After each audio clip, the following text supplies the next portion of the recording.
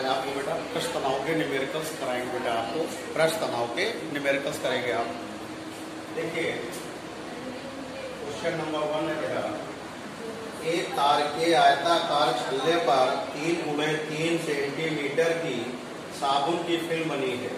यदि फिल्म का आकार 3 × 4 सेंटीमीटर कर दिया जाए तो इस प्रक्रिया में किए गए कार्य की गणना कीजिए। आपको क्या करना है बेटा, A1 एक वस्तु दिया है 3 × 3 सेंटीमीटर स्क्वायर यानी 9 सेंटीमीटर स्क्वायर।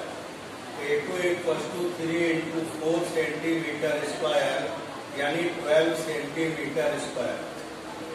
और P एक वस्तु दिया है सरफेस टेंशन T × 10⁻⁻2 न्यूटन पर मीटर। देखिएगा बेटा, साबुन की फिल्म के 2 पृष्ठ होते हैं। साबुन की फिल्म के 2 पृष्ठ होते हैं, तो W आपको फाइंड करना है। W एक वस्तु T × 2 डेल्टा होगा, क्योंकि साबुन की फिल्म के बेटा 2 पृष्ठ होते हैं। तो यहाँ से W एक वस्तु 2 × 2 A2 - 7, तो W एक वस्तु आएगा T × 2 3 × सेंटीमीटर स्क्वायर चेंज कर लेंगे यहाँ पे 9 × 10⁻⁻4 मीटर स्क्वायर होगा। ये 12 × 10⁻⁻4 मीटर स्क्वायर होगा। तो यह आएगा आपके पास 12 × 10⁻⁻4 - 9 × 10⁻⁻4। सॉल्व करिएगा, t की वैल्यू रखेंगे 3 × 10⁻⁻2 × 10⁻⁻4 12 - 9। W एक वस्तु 3 × 10⁻6 इंटू हो जाए बेटा आपके पास 3, तो W एक वस्तु होगा 9 × 10⁻6 जूल। तो क्वेश्चन ये था, एक आपके पास साबुन की फिल्म थी बेटा, इसका साइज दिया था 3 × 3 और इसके साइज को 3 × 4 सेंटीमीटर स्क्वायर का करने में कितना वर्क डन करना पड़ेगा, कितना कार्य करना पड़ेगा, आपको ये बताना था। पृष्ठ तनाव दिया हुआ है साबुन की फिल्म का 3 × 10⁻⁻2 न्यूटन पर मीटर। आपको कार्य चाहिए। साबुन की फिल्म के 2 पृष्ठ होते हैं, इसलिए W एक वस्तु 2 × डेल्टा होगा। डेल्टा ए की वैल्यू A2 - 7 है। आप वैल्यू रख के क्या करोगे, सॉल्व कर देंगे, तो आंसर होगा 9 × 10⁻6 जूल आएगा।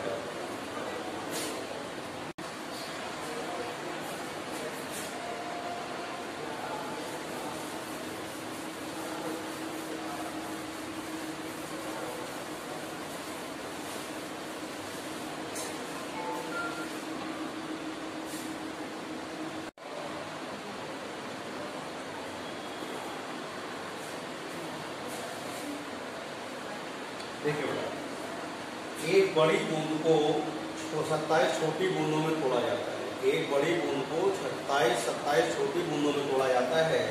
छोटी बूंद की त्रिज्या स्मॉल r है, बड़ी बूंद की त्रिज्या क्या है, कैपिटल R है। तो इस क्रिया में किया गया कार्य आपको ज्ञात करना होगा। देखिए कैसे ज्ञात करेंगे, ध्यान दीजिएगा। बड़ी बूंद का आयतन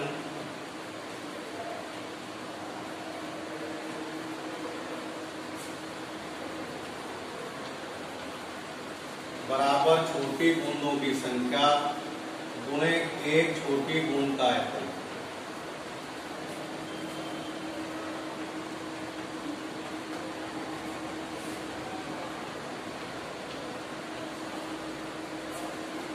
चार बटे 3 πr³ 27 × 4 πr² r³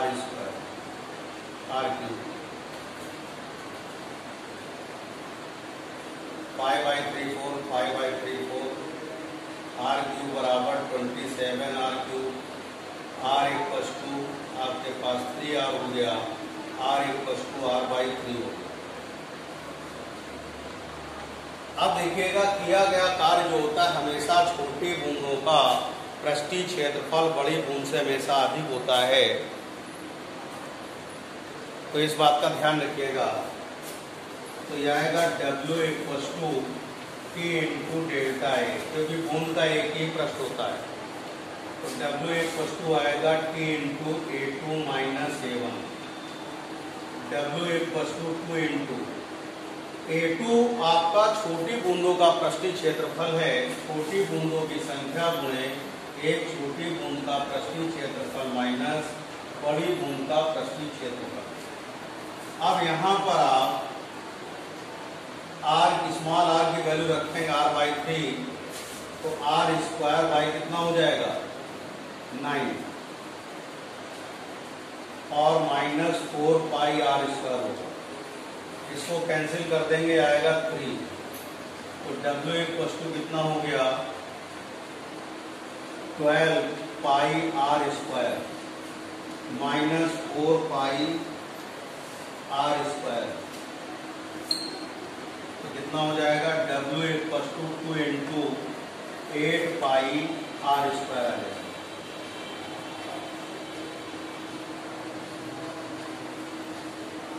इस तरह से किया गया कार्य आप क्या करोगे, ज्ञात करोगे।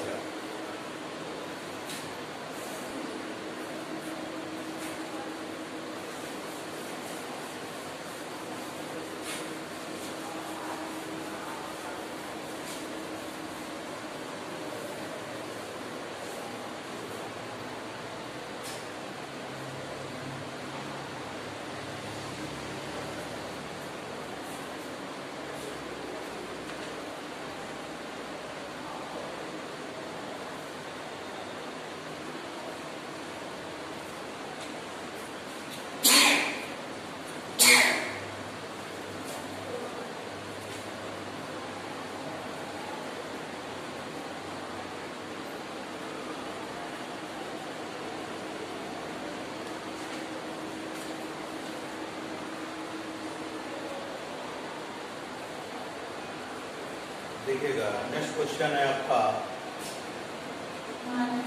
आपके पास दो केस नलियां हैं जिनके व्यास दिए हैं 2r1 equals to 5 mm, 2r2 equals to दिया है 4 mm। प्रत्येक नली में कितनी ऊंचाई तक द्रव चढ़ेगा आपको ये बताना है। H1 ज्ञात करना है और H2 क्या करना है, ज्ञात करना है।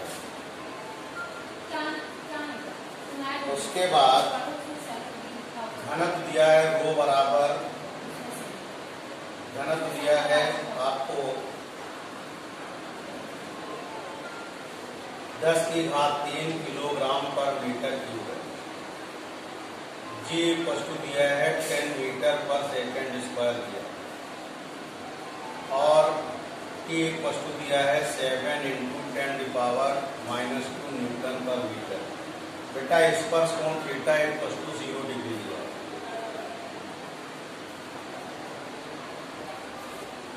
फार्मूला होता है बेटा केस पर देखिए पहले वाले के लिए T बराबर फार्मूला होता है H रो G R upon 2 cos theta. तो यहाँ से आएगा H इक्वल टू आएगा 2T cos theta upon rho G R, यानी H1 बराबर क्या होगा बेटा 2T cos 0 cos theta upon 2 into G into R1। तो यहाँ से H1 इक्वल टू आएगा 2 इंटू, बेटा यहाँ से अगर R1 निकालेंगे तो आएगा 2.5 इंटू 10⁻³ आएगा। 2.5 इंटू प्लस बना है आपके पास 7 into 10⁻² cos 0 degree 1 into 10⁻³ into 10 2.5 into 10⁻³ बेटा इसको सॉल्व करेंगे 0.56 इंटू 10⁻² मीटर होगा। ठीक, अब के सेकेंड दूसरी नली में निकालना है, H2 फाइंड करना है। R2 की वैल्यू आएगी 4/2 mm, यानी 2 इंटू 10⁻⁻²-3 मीटर। ठीक है, इसमें 0 ग्रेम लगाइए। H1 R1 बराबर क्या लगा देंगे, H2 R2 लगाएंगे। तो बेटा H2 बराबर आएगा H1 R1 अपॉन R2। इसमें वैल्यू रख के सॉल्व करेंगे तो आपको H2 की वैल्यू क्या होगी बेटा, फाइंड आउट हो जाएगी।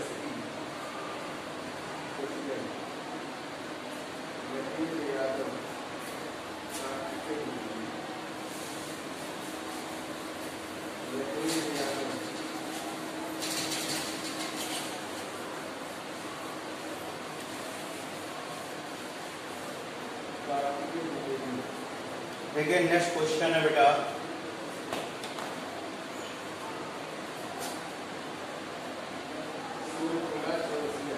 आपसे केस नली में गैस बराबर 2 सेंटीमीटर ऊंचाई तक जल चढ़ता है और अगर उस एक तिहाई कर दी जाए, त्रिज्या H1 बराबर है, R2 बराबर कर दिया जाए आपके पास R1/3 कर दिया जाए, तो H2 की वैल्यू ज्ञात करनी है। ये केस फर्स्ट है। इसके बाद बोल रहे हैं अगर केस नली को ऊर्ध्वाधर से 60 अंश झुका दिया जाए, 60 अंश क्या किया जाए, झुका दिया जाए, तो द्रव का तल यानी H डैश आपको क्या करना है, ज्ञात करना है। आपसे क्वेश्चन में कहा गया एक केस नली है जिसमें जल 2 सेंटीमीटर ऊंचाई तक चढ़ता है, अगर उसकी त्रिज्या 1/3 कर दी जाए तो ऊंचाई कितनी होगी। तो पहली स्थिति के लिए आप क्या करोगे, इसमें ज्यूरिन का नियम लगाएंगे, H1R1 बराबर H2R2। H1 की वैल्यू 2 है, R1 की वैल्यू R है, R1 की वैल्यू R1 रखिएगा, H2 की वैल्यू फाइंड करनी है, ये R1/3। R1 to R1 cancel, H2 बराबर कितना आ गया, 6 सेंटीमीटर आ गया। कितनी ऊंचाई तक चढ़े बेटा, 6 सेंटीमीटर ऊंचाई तक ये चढ़ेगा।